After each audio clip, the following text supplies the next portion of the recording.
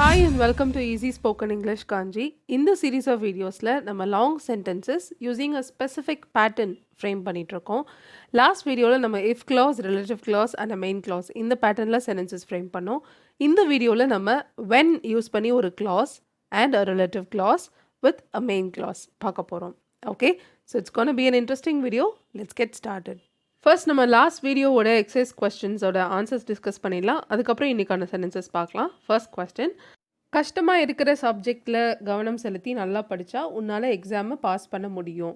This was our first question. So இதுக்கான answer, if you focus on the subject, எந்த subject கஷ்டமாக இருக்கிற subject, கரெக்டாக subject that is challenging or that is hard, that is difficult எல்லாமே use பண்ணலாம். And study hard, you can pass the exam. If you focus on the subject that is challenging and study hard or study well, கூட use பண்ணலாம், you can pass the exam. Alright? The next question, நல்ல சாப்பாடு serve பண்ணுற ஒரு ரெஸ்டாரண்ட்டை நம்ம choose பண்ணால் நம்ம திருப்தியாக சாப்பிடலாம். Okay? So, if we choose a restaurant that serves delicious food, நல்ல சாப்பாடு சர்வ் பண்ணுற restaurant. So, restaurant that serves delicious food, நம்ம நல்லா திருப்தியாக சாப்பிடலாம் அப்படின்னு சொல்லியிருக்கேன். We will have a satisfying meal. Okay, so we can eat peacefully அப்படின்னு நிறைய பேர் எழுதியிருந்தீங்க. ஸோ இது அதை விட அப்ரோப்ரியேட்டாக இருக்கும். We will have a satisfying meal. So இங்கே we will have ஏன் யூஸ் பண்ணியிருக்கோம்னா ஈட்ன்ற கான்டெக்ஸ்டில் தான் நம்ம have யூஸ் பண்ணியிருக்கோம். We will eat or we can eat a satisfying meal. நல்ல சாப்பாடு கிடைக்கிற ரெஸ்டாரண்ட்டை சூஸ் பண்ணோன்னா நல்லா சாப்பிடலாம், நம்மளால் நல்லா சாப்பிட முடியும் அந்த மாதிரி அர்த்தத்தில். We can eat or we will eat, அந்த ஈட்டுக்கு பதிலாக நம்ம have யூஸ் பண்ணியிருக்கோம். We will have a satisfying meal. Alright? Okay. The next one, மேஜை மேலே இருக்கிற எனக்கு தேவைப்படுற டாக்குமெண்ட்டை நீ கொண்டு வந்தால் நம்ம மீட்டிங்கை தொடரலாம் அப்படின்னு சொல்லியிருக்கோம்.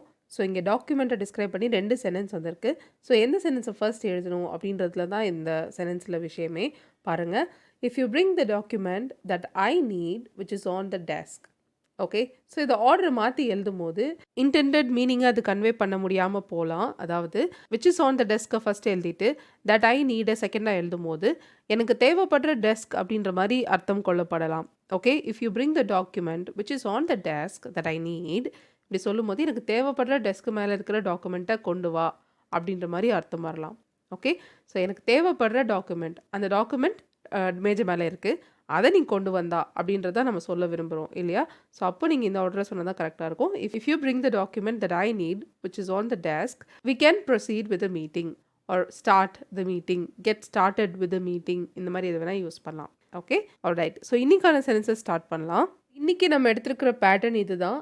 when யூஸ் பண்ணி ஒரு clause, relative clause and the main clause. So when எப்போ யூஸ் பண்ணுவோம்? when is an adverb conjunction இல்லையா? எப்போ யூஸ் பண்ணுவோன்னா ஒரு விஷயம் நடக்கும்போது, ஒரு விஷயம் நடந்தப்போ இப்படிலாம் சொல்கிறதுக்கு தான் நம்ம when யூஸ் பண்ணுவோம். ஸோ ஃபர்ஸ்ட் சென்டென்ஸ் பாருங்கள், நான் யார்கிட்டையும் சொல்லாத அந்த ரகசியத்தை உங்ககிட்ட சொல்லும்போது நீ ஷாக் ஆகிடுவ அப்படின்னு சொல்கிறோம். நான் யார்கிட்டையுமே சொன்னதில்லை சீக்ரெட், அந்த சீக்ரெட்டை நான் உங்ககிட்ட சொல்கிறப்போ நீ ஷாக் ஆகிடுவ. கரெக்ட்? ஸோ ஒரு விஷயம் நடக்கிறப்போ when I tell you the secret, நான் உங்ககிட்ட ரகசியத்தை சொல்கிறப்போ, எந்த ரகசியம்னு சொல்லி ரகசியத்தை டிஸ்கிரைப் பண்ணி ஒரு சென்டென்ஸ் கொடுத்துருக்கோம். என்னது? நான் யார்கிட்டையும் சொல்லாத ரகசியம். that I have never shared with anyone. Okay, when I tell you the secret that I have never shared with anyone, நீ ஷாக் ஆகிடுவ, you will be shocked. Okay, so first ஒரு when clause எழுதியிருக்கோம். அதில் இருக்கிற ஒரு நவுனை describe பண்ணி தான் relative clause வந்திருக்கு. அதாவது relative clauseம் adjective clauseம் சேம் தான். The secret that I have never shared with anyone, இது adjective clause or relative clause, and the main clause is you will be shocked. Okay, the next sentence, நான் போன வருஷத்துலேருந்து தேடிக்கிட்டு இருந்த offer ஆன்லைனில் வந்தப்போ வேறு எந்த யோசனையும் இல்லாமல் நான் எடுத்துக்கிட்டேன். ஸோ ஏதோ ஒரு ப்ராடக்ட் பார்த்துட்ருக்கீங்க, ஸோ அதுக்கு ஆஃபர் வரணும்னு பார்த்துட்டே இருக்கீங்க. ஸோ இயர்லி ஒன்ஸ் தான் அதுக்கு ஆஃபர் கொடுப்பாங்கன்னு வச்சுக்கோங்க. அந்த ஆஃபர் நான் போன வருஷத்துலேருந்து வெயிட் பண்ணுறேன், போன வருஷம் கொடுக்கவே இல்லை, ஸோ இந்த வருஷம் நான் வெயிட் பண்ணிட்டே இருக்கேன், அந்த ஆஃபர் வந்தப்போ நான் எந்த யோசனையும் இல்லாமல் எடுத்துக்கிட்டேன். ஸோ ஒரு விஷயம் நடந்தப்போ, கரெக்ட்? ஸோ அந்த ஆஃபர் ஆன்லைனில் வந்தப்போ, when the offer came up online, எந்த ஆஃபர்னு சொல்லி டிஸ்கிரைப் பண்ணி ஒரு சென்டென்ஸ் சொல்லியிருக்கோம். நான் போன வருஷத்துலேருந்து தேடிக்கிட்டு இருந்த ஆஃபர். ஸோ அப்போது அந்த ஆஃபர் பக்கத்தில் அந்த சென்டென்ஸ் எழுதிட்டு தான் ரெஸ்ட் ஆஃப் த சென்டென்ஸ் நம்ம எழுதணும் இல்லையா? இந்த ஆஃபர், எந்த offer? that I had been looking for, நான் தேடிக்கிட்டு இருந்த ஆஃபர். அண்ட் எப்போலேருந்து தேடிக்கிட்டு இருக்கேன்னு அந்த சொல்லியிருக்கேன். since last year, போன வருஷத்துலேருந்து. ஓகே, ஃபார் அண்ட் சின்ஸ் பக்கத்தில் இருக்குது. பட் இங்கே லுக் ஃபார் அப்படின்றது ஒரு phrasal verb. That means search, தேடிக்கிட்டு இருந்தேன் அப்படின்னு சொல்லும்போது, தேடிட்டு இருந்தேன் இல்லை நான் அந்த ஆஃபருக்காக பார்த்துக்கிட்டு இருந்தேன், அந்த அர்த்தத்தில் கூட நீங்கள் இந்த ஃப்ரேசல் வேர்பை யூஸ் பண்ணலாம். அடுத்தது இருக்கிறது preposition, since last year. Okay, when the offer that I had been looking for since last year came up online, நான் எந்த யோசனையும் இல்லாமல் எடுத்துக்கிட்டேன். ஸோ எந்த யோசனையும் சொல்கிறதுக்கு விதவுட் எனி செகண்ட் தாட்ஸ் அப்படின்றத யூஸ் பண்ணலாம். I took it without any second thoughts. Okay, when the offer came up online, இது ஒரு when யூஸ் பண்ணி ஒரு clause எழுதியிருக்கிறது. பட் அதுக்குள்ளேயே ஒரு adjective clause embed ஆகியிருக்கு. என்னதுன்னா the offer that I had been looking for since last year. Okay, so இது adjective clause. and I took it without any second thoughts, இது main clause. ஓகே, ஸோ புரிஞ்சிருக்கும்னு நினைக்கிறேன். let's move on to the next sentence. உன்னுடைய எதிர்பார்ப்புக்கு match ஆகிற மாதிரி ஒரு ஆளை நீ பார்க்கும்போது அவரை போக விட்டுறாத அப்படின்னு சொல்கிறோம். ஸோ ஒரு ஆளை நீ பார்க்கும்போது, ஒரு விஷயம் நடக்கும்போது, இங்கே தான் நம்ம when clause யூஸ் பண்ணோம். எந்த ஆளுன்னு சொல்லி அந்த ஆளை டிஸ்கிரைப் பண்ணியிருக்கோம், உன்னுடைய எதிர்பார்ப்புக்கு ஏற்ற மாதிரி, மேட்ச் ஆகுற மாதிரி. ஸோ அது adjective clause. நீ போக விட்டுறாத அப்படின்றது மெயின் clause, ரைட்? ஸோ இப்போ ஃப்ரேம் பண்ணலாம். when you meet a person, okay, when you meet a person, ஒரு ஆளை நீ பார்க்கும்போது, எந்த ஆளுனா a person, உன்னுடைய எதிர்பார்ப்புக்கு ஏற்ற மாதிரி ஒரு ஆள். A person who matches your expectations. Okay, when you meet a person who matches your expectations, அவரை போக விட்டுறாத. Don't let him go away, or just go ன்னு கூட எழுதலாம். Don't let him or her go, okay, or go away. சரிங்களா? So நீங்கள் யாரை பேசுகிறீங்களோ அவங்களுக்கு ஏற்ற மாதிரியான pronoun him, herன்றதை மாற்றி யூஸ் பண்ணிக்கணும். Okay, so when you meet a person who matches your expectations, don't let him go away. Alright, the next one. அவன் எப்போவுமே வேலை செய்யணும்னு கனவு கண்டுட்டு இருந்த கம்பெனியிலேருந்து ஆஃபர் லெட்டர் வந்தப்போ அவனால் அவனையே நம்ப முடியல. ரொம்ப எக்ஸைட் ஆகிட்டான், ரொம்ப சந்தோஷப்பட்டான், அந்த மாதிரி சொல்கிற சென்டென்ஸ். ஸோ அவன் எப்போவுமே வேலை செய்யணும்னு ஒரு கம்பெனியில் வேலை செய்யணும்னு அவன் கனவு கண்டுட்டு இருந்தான். அந்த கம்பெனிலேருந்து ஆஃபர் லெட்டர் வந்தப்போ அவன் ரொம்ப சந்தோஷமாயிட்டான், அவனால் அவனே நம்ப முடியல. ஸோ இதான் நம்ம சென்டென்ஸ். ஸோ ஆஃபர் லெட்டர் வந்தப்போ, கம்பெனிலேருந்து ஆஃபர் லெட்டர் வந்தப்போ, ஸோ எந்த கம்பெனின்னு சொல்லி கம்பெனியை டிஸ்கிரைப் பண்ணி ஒரு சென்டென்ஸ் சொல்லியிருக்கோம். அவனால் அவனையே நம்ப முடியலன்றது மெயின் clause.